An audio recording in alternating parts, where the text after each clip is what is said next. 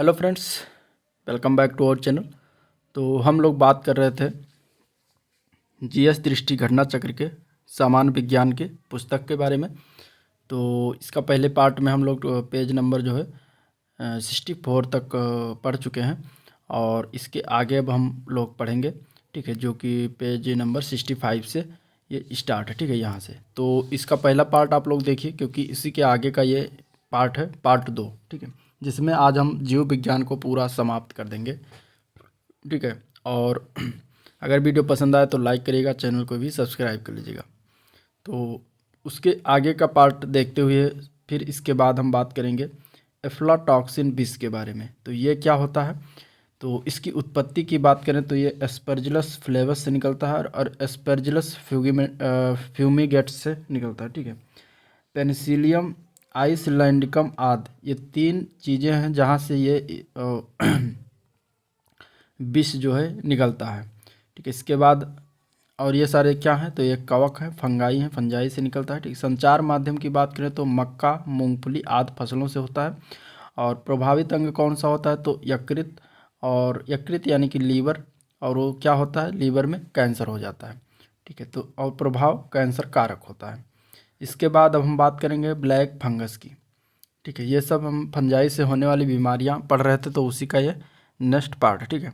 और इसमें जीएस दृष्टि में जो इसके क्रम में भूगोल और पर्यावरण पारिस्थितिकी के जो आ चुके हैं चैप्टर, वो मैंने सारी बुक का जो है एनालिसिस हो चुका है, तो उसका भी लिंक डिस्क्रिप्शन में दे दूंगा, आप लोग उसको देखिए और वीडियो को पूरा देखिएगा, तभी इसका फ़ायदा एग्ज़ाम में मिल पाएगा, ठीक है। आधा अधूरा छोड़ देंगे तो एग्ज़ाम में उसका कोई फ़ायदा नहीं मिल पाएगा, ठीक है। और आप लोग वीडियो देख के इसके बाद लाइक भी नहीं करते हैं, ना चैनल को सब्सक्राइब करते हैं, तो कम से कम आप एक लाइक कर देंगे तो उससे कोई फ़ायदा नहीं होगा, बल्कि हमें जो है थोड़ा सा मोटिवेट होंगे हम, और वीडियो हम अच्छा बनाने की कोशिश करेंगे, ठीक है। तो अगला बीमारी है ब्लैक फंगस, जो कि इसका अन्य नाम है म्यूकोरमाइकोसिस, ठीक है। ये म्यूकोरमाइकोसिस जो है ये इसका अन्य नाम है। ये बीमारी जो है अभी कोरोना का जब सेकंड पीरियड आया तब ये बीमारी का नाम बहुत चर्चित हुआ था, ठीक है। पहले इसका नाम था जाइगोमाइकोसिस, ठीक है। कारण इसका क्या होता है, तो म्यूकोरमाइसिस जो कवक होता है, फंजाई होता है, उसके कारण ये होता है। विशेष की बात करें तो कोविड-19 के संदर्भ में प्रमुख पोस्ट कोविड रोगों को ये बीमारियां हुई थी, बनकर उभरा था, ठीक है। मृत्यु दर इसमें लगभग 54% होती है। प्रभावित अंग की बात करें तो साइनस, फेफड़ा और मस्तिष्क इससे प्रभावित होता है। आगे हम बात करेंगे खाद्य योग्य कवक, यानी कि कुछ ऐसे फंजाई हैं जिसको खाने के इस्तेमाल में प्रयोग किया जाता है, ठीक है। तो देखिए ये बना हुआ है चित्र, आप लोग इसको जानते होंगे, इसको छत्रक कहते हैं या फिर इसको एक सामान्य नाम में कुकुरमुत्ता कहा जाता है, ठीक है। सॉरी, कुकुरमुत्ता नहीं, सॉरी, ये मशरूम कहा जाता है, मशरूम जिसे खाते हैं, ठीक है। इसके बाद ये एक टाइप का होता है, इसे गुच्छी कहा जाता है। तो ये दोनों जो है चीज़ें जो है खाने के योग में काम आती हैं। इसके बाद जहरीले कवक की बात करेंगे, कौन कौन से जहरीला कवक होता है, ठीक है। तो उसका नाम है अमानिटा और दूसरा है लाइकोपर्डोन। ये दोनों जो फंजाई हैं ये जहरीले फंजाई होते हैं, ठीक है। अब हम आगे बात करेंगे अन्य परजीवी रोग के बारे में, ठीक है। तो अन्य परजीवी रोगों के कारक जो होता है वो कौन सा क्या होता है, तो होता है प्रोटोजोआ, प्लेटीहेल्मिन्थीस और निमेटोडा, ठीक है। ये कारक होते हैं 3 टाइप। अब इसमें हम सबसे पहले बात करेंगे कालाजर की, ठीक है, ब्लैक फीवर जिसे कहते हैं। इसका अन्य नाम है लिस्मैनियस रोग, ठीक है, लिस्मैनियस रोग। इसका कारण क्या होता है, तो लिस्मैनिया डोनोबनी नामक प्रोटोजोआ के कारण होता है। लक्षण बताएं तो त्वचा और आंतरिक अंगों की श्लेष्मिक कलाएं जो है रोगग्रस्त हो जाती हैं, ठीक है। प्रभावित अंग की बात करें तो त्वचा और संपूर्ण शरीर इससे प्रभावित होता है। रोग वाहक जो होता है उसे बालू मक्खी कहा जाता है, यानी कि सैंड फ्लाई कहते हैं, जो कि इस रोग का वाहक होता है, ठीक है। दूसरा रोग है जो परजीवी से होता है या प्रोटोजोआ से, निद्रा रोग, स्लीपिंग सिकनेस। इसका कारण क्या है, तो ट्रिप्रेनोसोमा नामक प्रोटोजोआ के कारण ये रोग होता है। इसके रोग वाहक की बात करें तो सीसी मक्खी होती है, ठीक है। लक्षण की बात करें तो दिन में भी नींद से बोझिल होते हैं और ऊँघते रहना, ठीक है। प्रभावित अंग की बात करें तो रुधिर होता है, सेरिब्रो स्पाइनल शारीरिक द्रोह और हृदय पेशियाँ और जनन, ये सारी चीज़ें इससे प्रभावित हो जाती हैं। अगला रोग है मलेरिया रोग, ठीक है। इसके खोजकर्ता थे सर रोनाल्ड रॉस। इन्हें नोबेल पुरस्कार 1902 में दिया गया था इसकी खोज के लिए। ठीक है, इससे प्रभावित मलेरिया रोग में प्रभावित अंग जो होता है वो आरबीसी और प्लीहा होता है, यानी कि स्प्लीन होता है। इसका कारण की बात करें तो प्लाज्मोडियम नामक प्रोटोजोआ के कारण मलेरिया फैलता है। ठीक है, इसकी 4 प्रजातियां होती हैं: Plasmodium vivax, Plasmodium oval, Plasmodium malariae, Plasmodium falciparum. ठीक है, भारत में जो है 60 से 65% केस जो है पी वाइवैक्स द्वारा होता है और 30 से 35% केस जो है पी फैल्सीपेरम द्वारा होता है। रोग वाहक जो होता है मादा एनफ्लीज मच्छर होता है। विश्व मलेरिया दिवस जो है प्रतिवर्ष 25 अप्रैल को मनाया जाता है। ठीक है, प्राकृतिक औषधियाँ की बात करें तो कुनैन जो है सिनकोना नामक वृक्ष की छाल से प्राप्त किया जाता है, तो ये मलेरिया के इस्तेमाल में प्रयोग किया जाता है। ठीक है, कृत्रिम औषधियों की बात करें तो एटीब्रिन, मेलुब्रिन, रेसोचिन, कामाबिक्विन, क्लोरोक्विन, ये सारी जो हैं कृत्रिम औषधियाँ मलेरिया उपचार में प्रयोग की जाती हैं। मच्छरों के बचाव है तो साधन क्या क्या करते हैं तो डीडीटी, पायरिथ्रम, नैप्था तथा कपूर आदि का प्रयोग। जलाशयों में लार्वा खाने वाली बतखें तथा मछलियाँ छोड़ना। ठीक है, जैसे कि गैम्बूसिया मछली जो है वो जलाशयों में जो मच्छर लार्वा पैदा करते हैं उनको खाती हैं। ठीक है, प्रोलिथिन नामक पायरेथ्राइड कीटनाशक का प्रयोग किया जाता है। ठीक है, कुनैन व डायराप्रिम आदि रोग निरोधी औषधियों का भी प्रयोग किया जाता है। अब आगे बात करेंगे हम इसके वैक्सीन के बारे में। ठीक है, तो इसकी प्रथम वैक्सीन जो है अफ्रीकी देश मलावी में WHO द्वारा लॉन्च किया गया था अप्रैल 2019 में। ठीक है, अगले रोग की बात करते हैं तो शिस्टोसोमा रोगड़ता है रोग है, जो कि आप लोग इसको चित्र में देख सकते हैं। इस तरीके से बीमारी ये हो जाती है। इसका अन्य नाम है बिलहार्जिया। ठीक है, इसको अन्य नाम से भी बिलहार्जिया नाम से पुकारते हैं। ठीक, कारक क्या है तो शिस्टोसोमा नामक पर्णकृम होता है, जो कि संघ प्लेटीहेल्मिंथेज का ये जो है कारक पर्णकृम है, जिसके कारण ये रोग होता है। ठीक है, प्रभावित अंग की बात करें तो लीवर और आंत्र एवं अन्य अंग प्रभावित होते हैं। प्रमुख लक्षण में त्वचा में खुजली, बुखार, सर दर्द, पेट दर्द। प्रसार की बात करें तो विकासशील देशों में महामारी के रूप में ये फैलता है। परजीवी का संक्रमण जो है मनुष्य तथा अन्य स्तनियों के रुधिर वाहिनियों में उपस्थित होता है। ठीक है, मलेरिया के बाद सर्वाधिक संक्रमण फैलाने वाला यह परजीवी रोग होता है। प्रसार का माध्यम जो होता है वो असुरक्षित पेयजल और स्वच्छता की कमी के कारण ये रोग फैलता है। अगले बीमारी की बात करते हैं तो फैसियोला का संघ, ये किस संघ का तो प्लेटीहेल्मिंथेस संघ का है। प्रकार की बात करें तो ये फैसियोला जो है ये चपटा यकृत कृमि होता है। ठीक है, इससे होने वाला रोग जो है वो होता है फैसियोलिसिस। ठीक है, इसकी अवस्थिति की बात करें तो भेड़, बकरी, सुअर, भैंस आदि में के जिगर की बड़ी बड़ी पित्त नलियों में ये पाई जाती हैं। न्यूरोसिस्टिक सर्कोसिस जो होता है इसका प्रभावित अंग है। यह केंद्रीय तंत्र का तंत्र प्रभावित होता है। प्रसार का माध्यम जो है वह सूअर के मांस का भक्षण करने से, फीता कृमि के अंडों से युक्त संक्रमित जल का प्रयोग करने से। ठीक है, इसके लक्षण की बात करें तो त्वचा के ऊपर उभार, सर दर्द, ब्रेन ट्यूमर जैसा आभास होता है। कारण की बात करें तो टीनिया सोलियम नामक फीता कृमि के कारण होता है और ये कृमि जो है ये प्लेटीहेल्मिंथेज संघ का होता है। विशेष तथ्यों में जो है वर्ष 2003 में लिएंडर पेस के मस्तिष्क में इसका संक्रमण हुआ था। ठीक है, तो लिएंडर पेस के मस्तिष्क में कौन सा संक्रमण हुआ था तो वो था न्यूरोसिस्टिक सर्कोसिस। ठीक है, इसके बाद अगली बीमारी की बात करते हैं फाइलेरिया का अन्य नाम है स्लीपद या हाथी पाँव या फील पाँव। ठीक है, इसको कहा जाता है।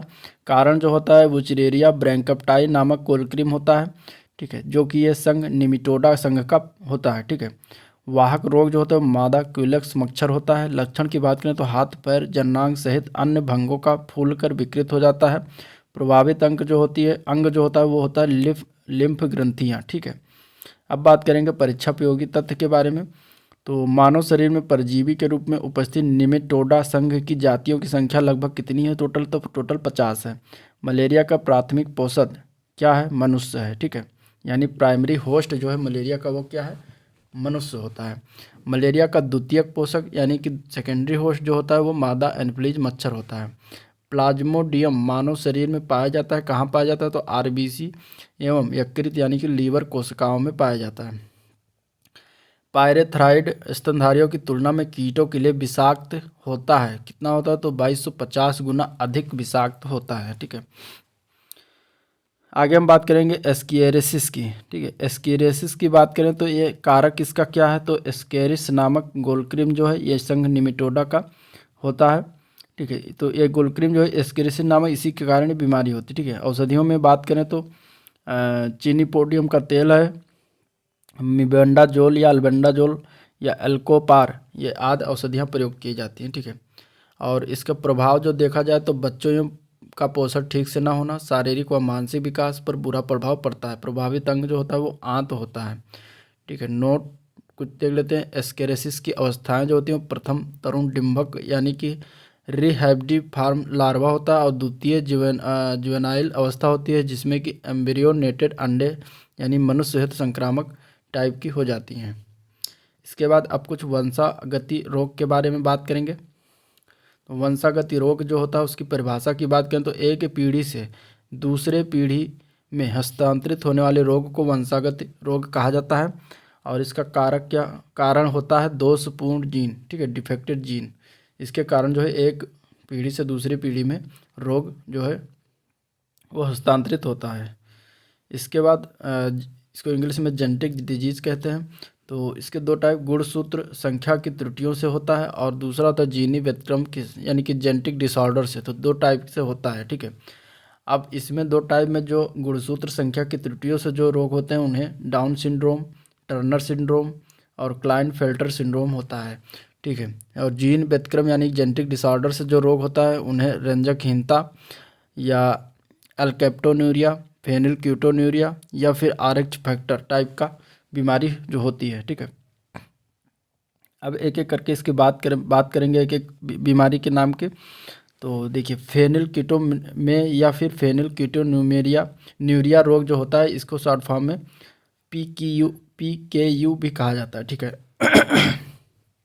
इसका प्रभाव जो होता है मूत्र में फेनिल पायरुविक अम्ल आ जाता है।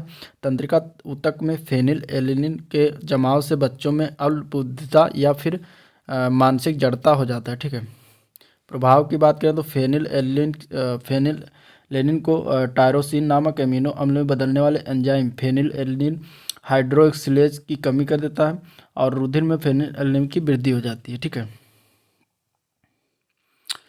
आगे एक है हीमोफीलिया। हीमोफीलिया का अन्य नाम है रक्तस्राव, अधिक रक्तस्राव। ठीक है, अधिक या रक्तस्राव रोग या शाही रोग। ठीक है, इसका प्रारंभ जो हुआ था महारानी विक्टोरिया से हुआ था। प्रकार की बात करें तो ये लिंग या सहलग्न वंशानुगत रोग होता है। रोग वाहक जो होता है वो वाहक स्त्रियां, जबकि रोग पुरुषों को होता है। ठीक है, यानी कि वाहक का काम स्त्रियां करती हैं, रोग पुरुषों में होता है। प्रभाव की बात करें तो रुधिर में थक्का नहीं बनता है, चोट लगने पर लगातार खून का बहते रहता है। ठीक है, तो इससे हीमोफीलिया बीमारी होती है। अब मस्कुलर डायस्ट्रोफी के बारे में बात करेंगे, पेशी दुष्पोषण के बारे में। तो इसमें देखिए, आनुवांशिक रोग होता है, एक्स गुणसूत्र से संलग्न होता है, अनवरत प्रसार होता है पीढ़ी दर पीढ़ी रोग का ये।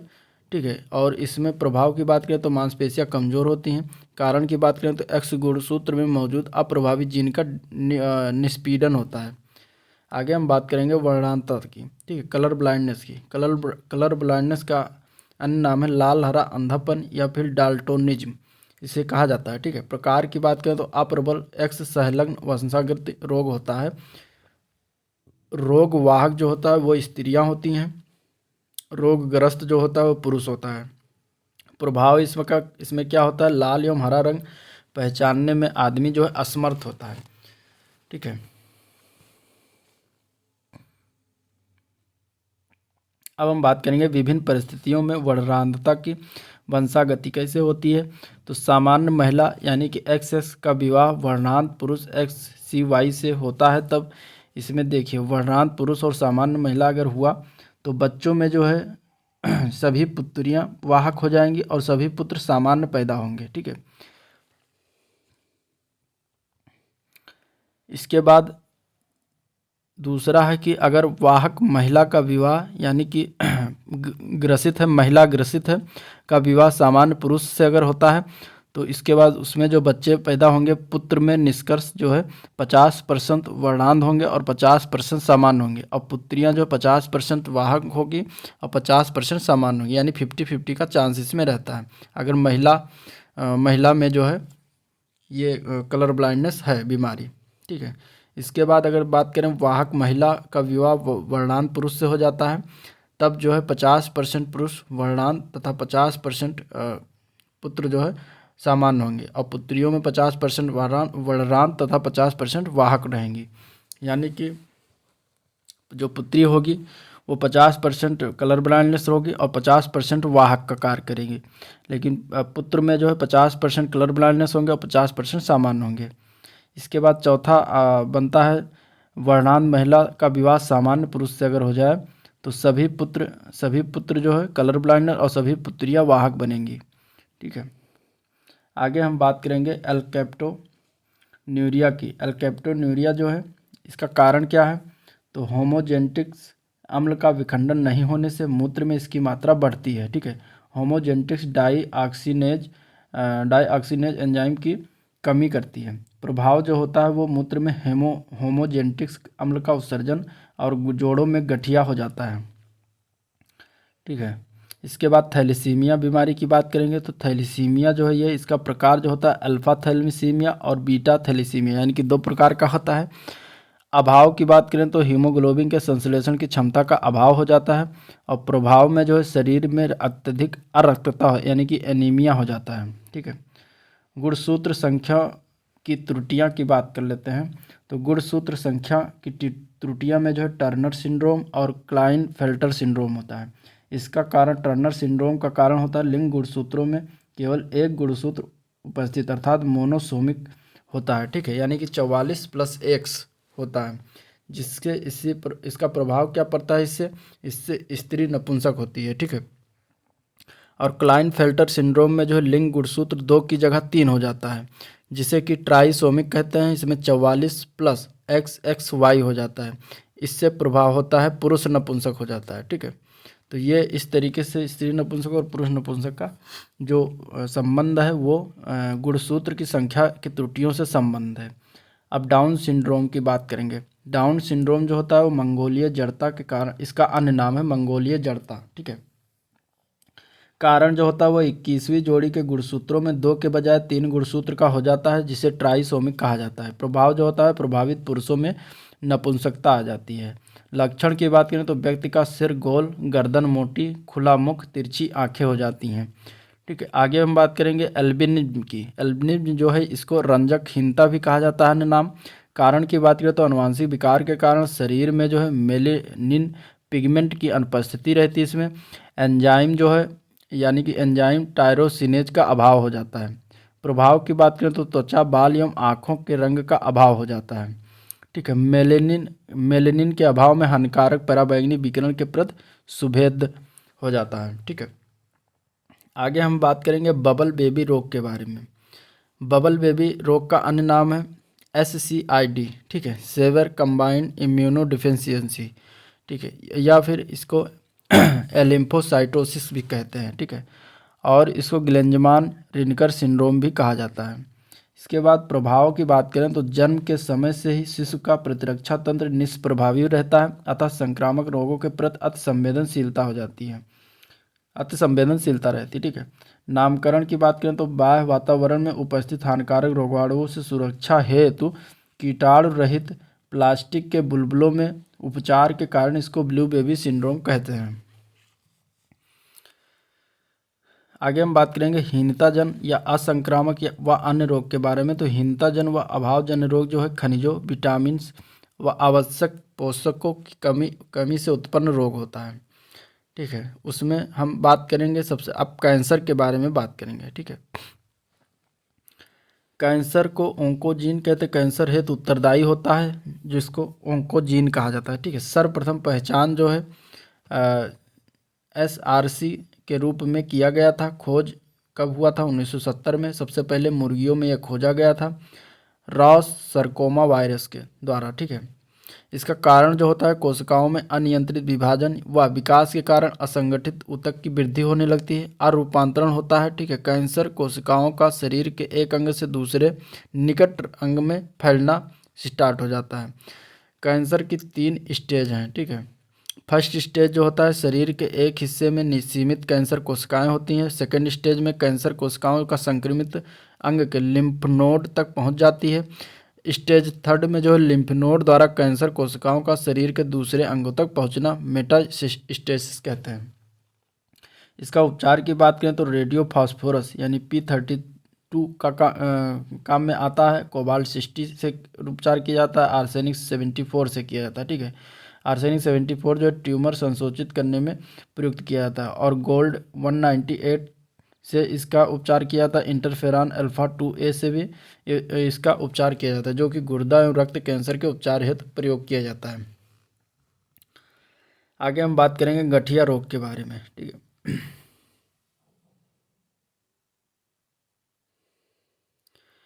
गठिया रोग का कारण जो होता है वो शरीर के जोड़ों में यूरिक अम्ल का अभाव हो जाता है, जमाव हो जाता है। ठीक है, प्रभाव जो होता है वह जोड़ों में असहनीय पीड़ा होती है। विशेषकर बढ़ती उम्र में गठिया होने की संभावना अधिक रहती है। एंथोफोबिया बीमारी की बात करेंगे तो इसका कारण जो होता है वो मानसिक रुग्णता के कारण असंगत तथा काल्पनिक भय लगने लगता है। ठीक है, इसकी व्युत्पत्ति की बात करें तो ग्रीक शब्द एंथॉस से हुआ। एंथॉस मीन्स फ्लावर। ठीक है, फ्लोर तथा फोबास से हुआ। फोबास मीन्स फियर से। ठीक है, प्रभाव की बात करें तो पुष्पों तथा पुष्पों के भागों, पंखुड़ियों आदि से भय उत्पन्न हो जाता है। आगे हम बात करेंगे घातक ड्रॉप्सी रोग के बारे में। ड्रॉप्सी रोग का कारण जो होता है वो सरसों के तेल में मिलावट के कारण होता है और आर्जीमोन का तेल होता है। ठीक है, सरसों के तेल के साइनाइड अंश होता है, उजला रंग करने वाली मिलावट होता है। ठीक है, प्रभाव जो होता है शरीर के मृद ऊतकों में अतिरिक्त जल संचय के कारण सूजन होने लगती है। ठीक है, अगला रोग है वातोन्माद हिस्टीरिया इसको इंग्लिश में कहते हैं। ठीक है, इसका कारण जो होता है वो तंत्रिका संबंधी रोग होता है। लक्षण की बात करें तो घबराहट, बेचैनी व बेहोशी होती है। ठीक है, प्रभावित रोगी जो है सामान्यतः जवान व अविवाहित महिलाएं होती हैं। विशेष शादी के बाद रोग स्वतः ठीक होने की प्रवृत्ति इसमें होता है। ठीक है, सिलिकोसिस बीमारी के बारे में बात करेंगे तो इसका कारण जो होता है धूल कणों के साथ सिलिका का श्वसन के माध्यम से अंदर जाना। प्रभावित अंग जो होता है वो फेफड़ा होता है। प्रभावित रोगी जो है निर्माण एवं खनन मजदूर अधिकतर इसके प्रभावित चपेट में आते हैं। ठीक है, इटाई डिजीज के बारे में बात करेंगे तो इटाई रोग जो है इसका कारण की बात करें तो कैडमियम की अधिक मात्रा शरीर में होती है, उसके कारण होता है। सर्वप्रथम खोज जो किया गया था जापान के टोयामा प्रांत में हुआ था। प्रभावित अंग जो होता है रीढ़ की हड्डी, शरीर का जोड़ होता है। प्रभाव जो होता है वो जोड़ों में असहनीय पीड़ा होती है इसमें। ठीक है, इसके बाद ब्लू बेबी सिंड्रोम। ठीक है, नहीं सॉरी, इसके बाद हम बात करेंगे बुलिमिया नर्वोसा की बीमारी के बारे में। ठीक है, इसका कारण जो होता है वो मनोविकार होता है। लक्षण की बात करें तो कम समय में बहुत अधिक मात्रा में भोजन करना, थोड़े थोड़े समय पर खाते रहना। ठीक है, ये लक्षण होता है। प्रभाव की बात करें तो वजन में वृद्धि होती है और मृत्यु भी हो जाती है। ब्लू बेबी सिंड्रोम की बात करते हैं तो इसका अन्य नाम है मिथेमोग्लोबिनेमिया। ठीक है, मिथेमोग्लोबिनेमिया इसका अन्य नाम है। कारण की बात करें तो पेयजल में नाइट्रेट की मात्रा अधिक होने के कारण होता है। प्रभाव की बात करें तो नाइट्राइट द्वारा शरीर में हीमोग्लोबिन से अपक्रिया कर मिथोग्लोबिन बनाते हैं, जिसके कारण रक्त में ऑक्सीजन की मात्रा में कमी होने लगती है। प्रभावित रोगी जो है मुख्यतः नवजात शिशु होता है। लक्षण की बात करें तो शिशु का शरीर नीला पड़ जाता है, श्लेष्मा झिल्ली का नीला पड़ जाता है। प्रभावित अंग जो होता है वह संपूर्ण शरीर होता है इसमें। अगले बीमारी की बात करते हैं सेरेब्रल पाल्सी की। सेरेब्रल पाल्सी का अन्य नाम है प्रमस्तिष्क अंगघात या प्रमस्तिष्क पक्षाघात। कारण जो होता है वो मस्तिष्क के मोटर कंट्रोल सेंटर यानी कि संचलन नियंत्रण केंद्र में हुई क्षति से होता है। व्युत्पत्ति की बात करें तो सेरेब्रल यानी मस्तिष्क से जुड़ाव एवं पॉल्सी मांसपेशियों में कमजोरी के कारण होती है। लक्षण की बात करें तो मांसपेशियों में असंतुलन, असामान्य मुद्रा, सही से चल न पाना, ये सारे लक्षण होते हैं। प्रभावित रोगी की बात करें तो मुख्यतः गर्भस्थ नवजात शिशु 3 वर्ष तक के आयु के बच्चे इससे प्रभावित होते हैं। प्रभावित अंग जो होता है वो तंत्रिका तंत्र होता है इसमें। ठीक है, इसके बाद बात करेंगे प्रमुख हीनताजन्य रोग। तो उसमें रोग की बात करें तो एनीमिया रोग जो है वो रक्त क्षीणता जिसको कहते हैं, तो इसका कारण होता है लौह की कमी, यानी कि एनीमिया रोग उसे होगा जिसमें लौह की कमी होगा जिसके ब्लड में, ठीक है। स्कर्वी रोग जो होता है वो विटामिन सी की कमी से होता है। ग्वाइटर या घेंगा रोग जो होता है वो आयोडीन की कमी से होता है, ठीक है। मैरेस्मस रोग जो होता है वो दीर्घकालीन उपवास के कारण, प्रोटीन सहित ऊर्जा के सभी स्रोतों का अभाव के कारण, ठीक है। क्वाशियोरकर रोग जो होता है प्रोटीन की कमी के कारण होता है। मुर्गियों में रिकेट्स जो होता है विटामिन डी की कमी के कारण होता है, ठीक है। इसके बाद हम बात करेंगे मवेशियों में मैड काउ रोग, प्रायोन्स नामक प्रोटीन के कारण कमी के कारण जो होता है, ठीक है। और मधुमेह रोग जो होता है इंसुलिन की कमी के कारण होता है। जीरोथैल्मिया रोग जो होता है विटामिन ए की कमी के कारण होता है, ठीक है। आगे हम बात करेंगे अल्जाइमर रोग के बारे में। अल्जाइमर रोग का प्रभावित अंग मस्तिष्क को होता है। इसका खोजकर्ता तो जो थे वो जर्मन मनोचिकित्सक डॉक्टर एलोइस अल्जाइमर थे। इन्हीं के नाम पर इसका नाम रखा गया अल्जाइमर रोग, ठीक है। प्रभाव की बात करें तो स्मरण क्षमता क्षीण होने लगती है धीरे धीरे। कारण की बात करें तो बीटा एमिलाइड प्रीकर्सर प्रोटीन इसका कारण बनता है, ठीक है। प्रभावित रोगी जो होता है मुख्यतः 48 से 65 आयु के वर्ग के लोग होते हैं, ठीक है। प्रकार की बात करें तो वंशानुक्रम होता है और बाद की आयु में प्रकट भी होता है। इसके बाद हम बात करेंगे पार्किंसन रोग की। पार्किंसन रोग का कारण जो होता है मस्तिष्क में तंत्रिका कोशिकाओं की क्षत के कारण डोपामाइन का स्तर कम हो जाता है, ठीक है। डोपामाइन व पार्किंसन रोग के संबंध में खोजकर्ता कौन थे? तो स्वीडन के आर्बिट कार्लसन द्वारा खोजा गया था। वर्ष 2000 में इन्हें इसके लिए नोबेल पुरस्कार भी दिया गया था, ठीक है। औषधि की बात करें तो एल डोपा इसकी औषधि होती है। प्रभावित अंग जो होता है वह तंत्रिका तंत्र होता है, नर्वस सिस्टम होता है। लक्षण की बात करें संतुलन बिगड़ता है, हाथ कांपता है। इसके बाद हम बात करेंगे मिनीमाटा रोग की भी। मिनीमाटा रोग जो होता है पारा की यानी मरकरी से उत्पन्न विषाक्तता के कारण मिनीमाटा रोग हो जाता है। उत्पत्ति स्थल कहाँ हुआ था? तो जापान की मिनीमाटा खाड़ी में होती, वहीं से इसका नाम भी रखा गया है। प्रभावित अंग जो होता है केंद्रीय तंत्रिका तंत्र होता है। लक्षण की बात करें तो शरीर के अंग, होंठ या जीभ का काम नहीं करता है। आंखों का धुंधलापन होता है, मानसिक असंतुलन आ जाता है। इसके बाद हम बात करेंगे दृष्टि दोष की, ठीक है। दृष्टि दोष में सबसे पहले आबिंदुकता की बीमारी होती है जिसका लक्षण जो है व्यक्ति की संपूर्ण दृश्यता में कमी आने लगती है। उपचार की बात करें तो इसमें बेलनाकार लेंस, सिलेंड्रिकल लेंस का प्रयोग किया जाता है, ठीक है। अगला है मोतियाबिंद, ठीक है। मोतियाबिंद जो होता है इसका लक्षण होता है आंख के लेंस का अपारदर्शी हो जाना, ठीक है। उपचार जो होता है ऑपरेशन कर नया कृत्रिम लेंस लगा दिया जाता है। इसके बाद मायोपिया जो है इसका अन्य नाम है निकट दृष्टि दोष, ठीक है। इसका लक्षण क्या होता है? दूर की चीज़ें ना दिखना, ठीक है। यानी कि निकट दृष्टि दोष में दूर की चीज़ें नहीं दिखती हैं। और इसका उपचार कैसे करते हैं? तो अवतल लेंस यानी कॉन्केव लेंस लगाकर इसका उपचार किया जाता है, ठीक है। अगली बीमारी हाइपरमेट्रोपिया है। इसका अन्य नाम है दूर दृष्टि दोष, ठीक है। दूर दृष्टि दोष में क्या होता है? पास की चीज़ें नहीं दिखती हैं, ठीक है। तो इसमें क्या हो जाएगा? इसका उपचार जो करते हैं वो कॉन्वेक्स लेंस यानी कि उत्तल लेंस लगाकर किया जाता है। मधुमेह के बारे में बात करें तो इसका कारण होता है मधुमेह रोग जो होता है इंसुलिन का स्त्राव कम हो जाता है, यानी रक्त में शर्करा यानी कि ब्लड में ग्लूकोज बढ़ने लगता है, जिससे कि मधुमेह रोग हो जाता है। विश्व मधुमेह दिवस जो है 14 नवंबर प्रतिवर्ष मनाते हैं। आयुर्वेदिक उपचार की बात करें तो मेथी का बीज और करी पत्ता ये आयुर्वेदिक उपचार में इसका प्रयोग किया जाता है। इंसुलिन की खोज जो है बेंटिंग व मैक्लाइड द्वारा वर्ष 1973 का नोबेल पुरस्कार इन्हें दिया गया था इंसुलिन की खोज के लिए, ठीक है। इसका निदान जो होता है रक्त में ग्लाइकोसिलेटेड हीमोग्लोबिन का मापन करते हैं, ठीक है। डायग्नोस कैसे करते हैं? तो इसका मापन करके किया जाता है। इसके बाद हम बात करेंगे मधुमेह रोग के कारण, तो ठीक है। अग्न्याशय और आमाशय दो टाइप का होता है। अग्न्याशय में बीटा कोशिका द्वारा इंसुलिन का कम उत्पादन होना और कम इंसुलिन का रक्तवाहिनी व रक्त प्रवाह में प्रवेश होना, ठीक है। जिससे कि क्या होता है? अब आगे काम होता है आमाशय। आमाशय व आंत में भोजन का ग्लूकोज में परिवर्तन और ग्लूकोज का रक्तवाहिनी व प्रवाह में प्रवेश करना। कम इंसुलिन के कारण शरीर की कोशिकाओं द्वारा ग्लूकोज का उपयोग न हो पाना और रक्तवाहिनी में ग्लूकोज का जमा होना।